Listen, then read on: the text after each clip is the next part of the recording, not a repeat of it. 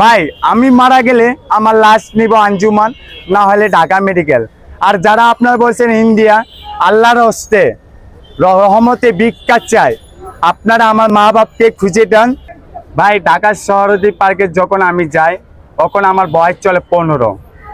হ্যাঁ, ওখানে ওই যে আপনার শিশু পার্কে যেরকম আমাকে রোববারে মঙ্গলবার ফ্রি দিত। হ্যাঁ, আমরা রোববার মঙ্গলবার ফ্রি খাইতে যেতাম। এক পর্যায়ে ওখানে ঘুরে আবার কারণ বাজার অপরাধ বাংলাদেশ সেন্টার খাটতাম। অপরাধ বাংলাদেশের নাইট সেন্টারের ভিতরে আবার বোতল কুড়াইতাম, বোতল করে আবার সেন্টার খাটতাম। ওখানেতে আবার আইসি আপনার এই গুলিস্তান এলাকায় বহু জায়গায় ঘুরছি। এক পর্যায়ে সরদী পার্কে গেছি।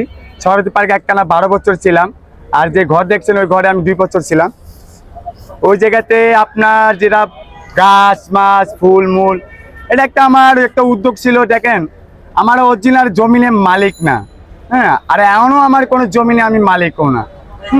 জীবনে একটা শখ ছিল, করে গাছ লাগাবো, করে এটা করব, করে পাখিকে খাবার দিব, করে মানে যেটা আমাকে ভালো লাগছে ওটাই আমি কাজটা করার চিন্তা ভাবনা করেছি। হঠাৎ বৈশাখে নববর্ষ 1 তারিখে যখন উৎসব হয়, ওখানে কটা নামাজি ভাইকে ভাই আমাদের একটু ব্যবস্থা করে নেই।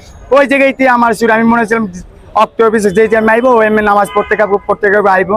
এর ভিতরে ইমান সাহেব করতে আইলো, আল্লাহ মাহবুদ জানে। আমাকে এক পর্যায়ে অফার দেয়, ভাই আমি আপনার এখানে পানি বেচবো আর নামাজও পড়বো। হ্যাঁ, অকারি করতে পানি মুনি বেচলো। ওটা ঠিক আছে, আপনি যেটা ভালো বুঝেন এখানে আপনি করেন। হ্যাঁ, এই যে এক পর্যায়ে আপনার দেশ বিদেশে সবাই কেমন একটা সহযোগিতা হাত বাড়ানোর চেষ্টা করছে। হ্যাঁ, আমি অনেকজন বলেছি ভাই এই সহযোগিতা হাত বাড়ায়েন না, কেন এই জমিন তো আমার বাপ দাদার জমিন না। আর এই জমিন মালিক অরিজিনাল যে, তারাই সিদ্ধান্ত নিবে। আর যে বিডাব্লিউ আমাকে যেটা বলেছে, রাজীব ভাই আপনি চলে যান। হ্যাঁ, আপনি এখানে এটি চলে না। হ্যাঁ, আপনার এই জায়গা না পাক। এই জায়গা অনেক কিছু খারাপ কাজ কর্ম চলে। হ্যাঁ, আমিও ইনশাল্লাহ বলছি এখানে আসলে এখানে বহুত কিছু কারবার চলে, বহুত কিছু কারবার চলে, যেটা আমি দেখছি, দেখা না দেখা ভান করে চলাফেরা করি। ওটা আমি যাইতে চাই না।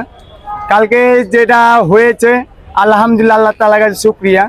আমি ওটার জন্য যদি সরকার বিডাব্লিউ কর্মকর্তা আইনেরা আপনাদের কাছে মাপ চাই, আপনারা আমার মাফ করে দিবেন, আল্লাহর হস্তে মাফ করে দিবেন আমাকে, আল্লাহর হস্তে ক্ষমা দৃষ্টিতে মাফ করে দিবেন। আমি চুগাই হইতে চাই, আমি হিরো হইতে চাই না।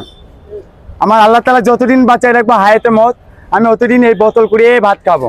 না হলে আপনারা সিসি ক্যামেরা বহুত জায়গায় তাই না দেখবেন আমি রাজীব স্যার কি করি। হ্যাঁ ভাই, আপনারা দোয়া করবেন আমাদের জন্য, ঠিক আছে? আর আমার অরিজিনাল, আমি ছোটতে যখন হারিয়ে যাই আমার মা বাবার কাছে, তখন আমি আমার বিহারিরা ক্যাম্পে আমার লালন পালন করে তারা মুসলমানি করে দেয়। হ্যাঁ, ওখানে আমার দোয়া কালাম শিক্ষা, আমি মুসলমানি ওদের ইসলামের মতন চলাফেরা করি। ওখানে কোনো কিছু কারণে আমি ওখানে সরে আয়া পড়ি। সরে আয়া পরে কী করি, সংসদ ভবনে থাকি।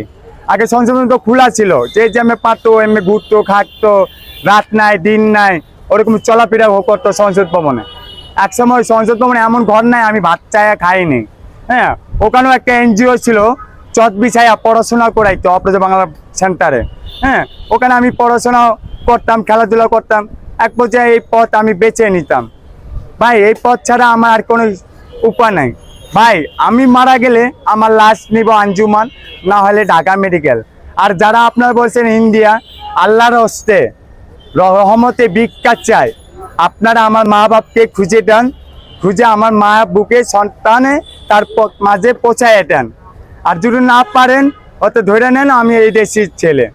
আর যদি পারেন আমার জীবনের তার চেয়ে বেশি সুখী মানুষ আর দুনিয়া কেউ হবে না। আপনার পরিবারকে পাচ্ছেন না আপনি?